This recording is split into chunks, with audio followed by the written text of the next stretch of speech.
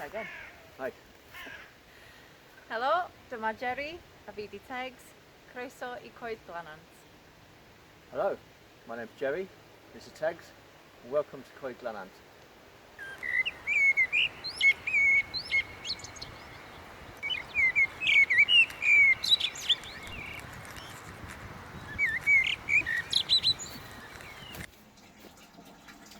So I thought I would show you our hydroponic system, and this is our Mark II version hydroponic, because last year we had a hydroponic system working in here. It was a raft system, and it was no more than a sheet of polystyrene floating on a tank of water. In fact, it was sitting in that very tank there.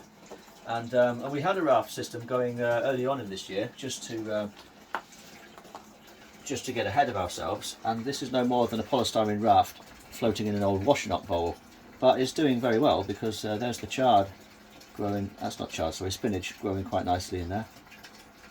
But the raft system last year was okay, but we were conscious that the liquid could stagnate in there, so we put in a solar air pump into that, but it was limited. It only could have about 14 holes in there, so there was only 14 things we could grow, and we wanted to take that to the next level. Now this is moving on at a pace, because our longer term plan is to get to an aquaponic system with a complete permaculture, working with nutrients coming from fish to feed the hydroponic system.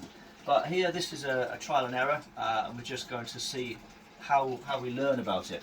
So we were given some gutter pipe, guttering, and we've used that. We were given some air pipe, which I've sliced in half, and I've managed to make this trough system. Now, one of the things that I've looked at, well, the knowledge of our raft system was working quite well, but I wanted to create an NFT system, which is a nutrient film technique. Now, in the nutrient film technique, you have a constant pumping nutrients past all the crops that goes back down into a tank. But there seems to be some flaws with this, because if the pump stops, your crops die, your roots dry and your crops die. So that clearly wasn't the way forward for us, because we're working with a solar pump. So we're in South Wales, we have days like today where it's really, really warm and sunny, but we have days when it's really, really overcast. And so for a pump to stop and the loss of our crops, that's not really acceptable. So what we thought is a combination of a pump and raft system. So we've set up the trough so that it doesn't slope, it is actually completely level. And we've got the solar pump pumping nutrients from the tank through the hose pipe, goes into the end of the trough, fills the trough, and then the liquid runs back down to the tank. Now the trough holds a constant level. It is approximately, I don't know, can we see this in here, Tegs? Oh, we could lift one of these out actually. But it's holding, what, about 3/4 of an inch, 19 millimeters depth of water.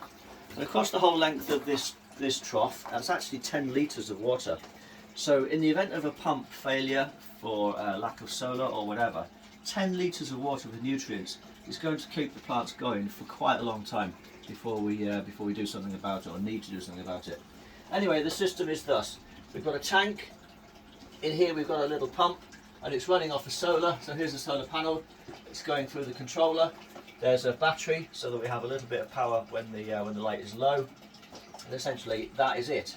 Additional to that, we have a little aerator which we had in this tank last year and worked quite well, and it would benefit to be in here. It's not a particularly big pump.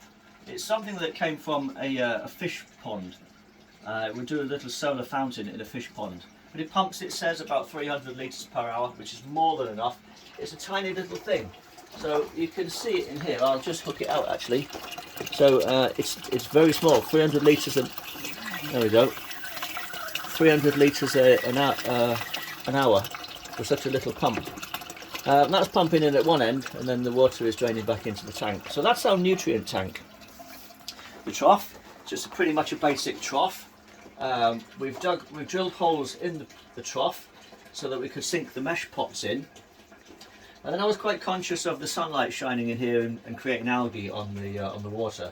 So what we've done actually is the holes that we cut out from there fit very neatly back in the top of the mesh pot. So they drop in there now, and then we don't get any sunshine on the water. So that is going to give the water a better life.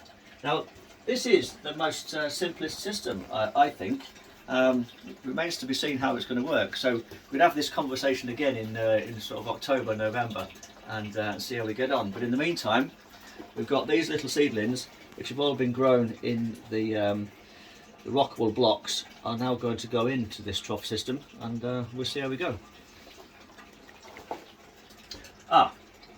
Yes, I'll just tell you, a lot of advice came from Grow.org in Swansea.